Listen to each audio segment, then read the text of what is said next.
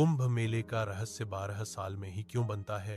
अमृत योग एक रहस्यमयी वैज्ञानिक और पौराणिक कहानी।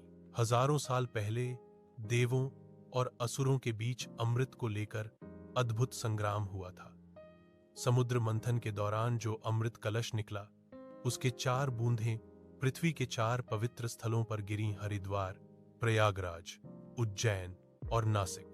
कहा जाता है कि उन 4 जगहों पर समय रुक गया था और ब्रह्मांड ने एक दिव्य गणना शुरू की। आखिर 12 साल क्यों?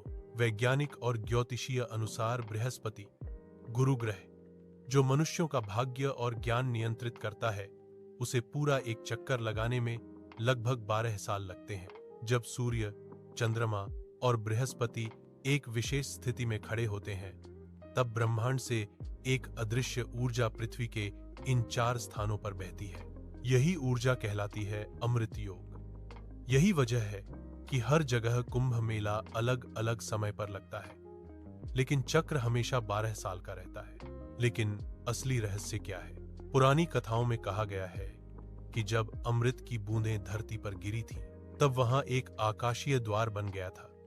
एक ऐसा द्वार जो सिर्फ उसी समय खुलता है जब ग्रह, नक्षत्र उसी स्थिति में पहुंचते हैं जैसे समुद्र मंथन के समय थे।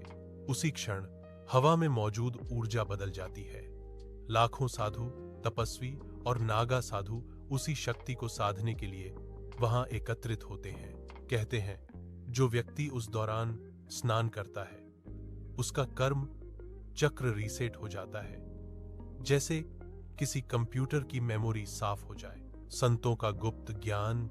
कई संतों का मानना है कि अमृत योग के दौरान शरीर की कोशिकाएं तेजी से ऊर्जा सोखती हैं, मन अवचेतन स्तर पर शांत हो जाता है।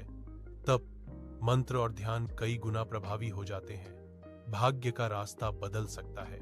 इसीलिए ये पर्व सिर्फ धार्मिक नहीं, बल्कि एक ऊर्जा उत्सव है, ब्रह्मांड का सबसे बड़ा पावर स्टेशन। अंतिम रहस्य: जब सूर्य की किरणें गंगा, शिप्रा या गोदावरी के जल पर पड़ती हैं, तो पानी में एक ऐसी कंपन पैदा होती है जिसे आज भी वैज्ञानिक पूरी तरह समझ नहीं पाए।